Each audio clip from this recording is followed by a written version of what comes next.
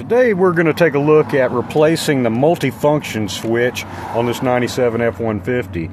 The multifunction switch is over here on the left side of the steering column. Controls your brights and dimmer, your wipers, and washer, and your turn signals, of course. Now what I've got going on here is when I go to turn my wipers on, sometimes they don't give me a problem. Other times I have to wiggle this switch a little bit to get them to come on. I've also had it when I go to switch them off and I have to kind of wiggle it around in order to get it to work.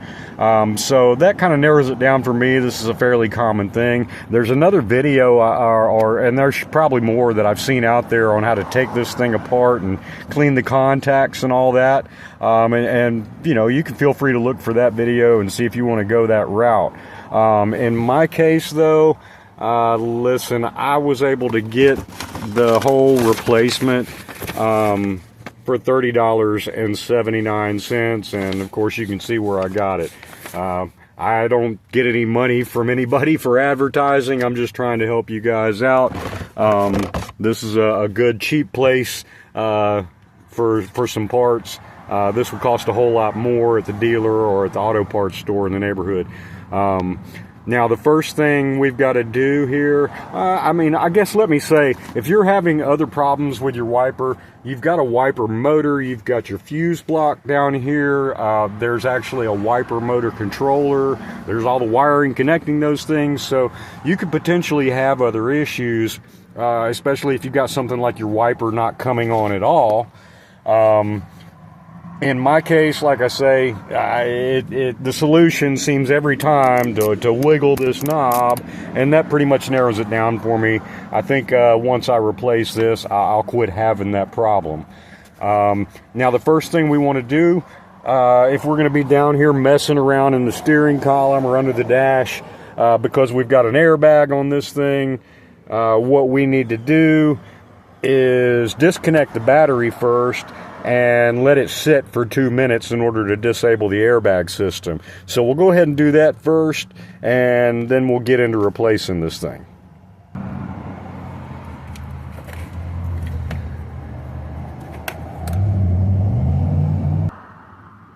Alright, now that we have gotten the battery disconnected and had that disconnected for a couple of minutes, we're going to remove these screws here because we're looking at removing this cover here. So these are Phillips head.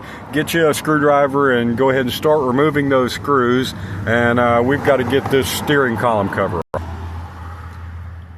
Alright, now in addition to removing the screws from the steering column cover, we're going to have to remove the lock cylinder in order to get this thing off. So what we've got to do is put the key in, okay, turn it all the way to the run position, and then you're going to need a punch or something. I've got a small Allen wrench here, and you're going to have to go into this hole that is right below the lock cylinder, and you're going to need to go like straight in. So in relation to that steering column, you're going to need to go like straight in order to find the little thing you're trying to push here, and you're going to know that you've got it basically by feel. And like I say, you're going to have to go straight in. If you find yourself over here at an angle or something, you're not going to hit it. So you're going straight in through that hole, and you're going to find a spot, and what's going to happen is you're going to feel that lock cylinder, or see the lock cylinder move a little bit. So let me see if I can, I'm not sure if I'm going to be able to get a shot of that while I'm doing it. We're going to try here. Alright, so you're going to see the ignition cylinder hopefully kind of wiggle a little bit when I find that right spot.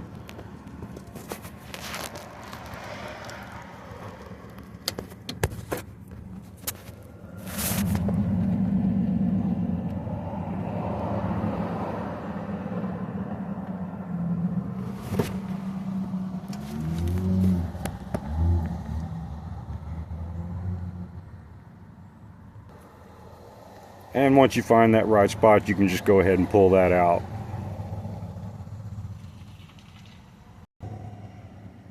So once that lock cylinder is out of the way, you're going to be able to go around here and pull all of this cover loose.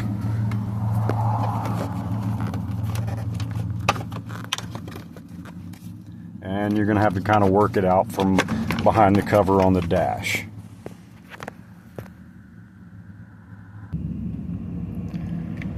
Alright, once we've got that cover off from all the way around, there's going to be two little Allen screws, one up top and let's see,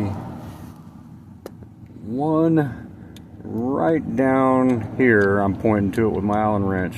So we're going to need to go ahead and remove both of these Allen bolts.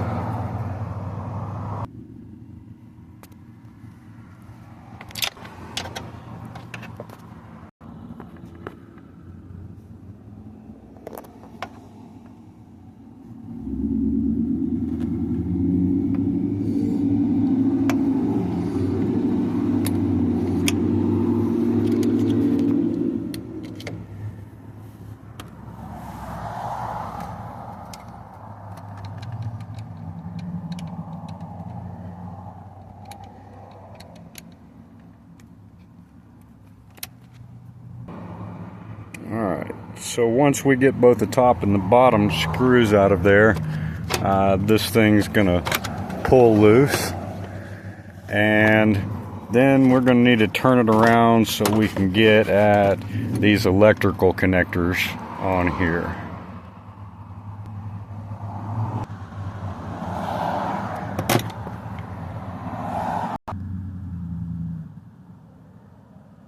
Alright, so just work at these things. You're going to have to move these little tabs. Each connector has one on each side, so it's kind of hard for me to film that and do it at the same time. But you're just going to have to kind of work your way through getting these two connectors loose.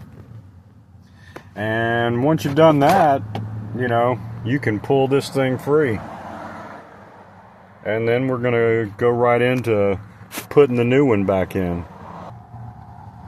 Alright, so you're going to want to make sure that on your connectors everything looks good, all the wires look like they're squared away, and you don't have any corrosion or anything like that. If you do, you might need to clean that up, put some dielectric grease in there, but we can just go ahead and plug in the new one into those two connectors.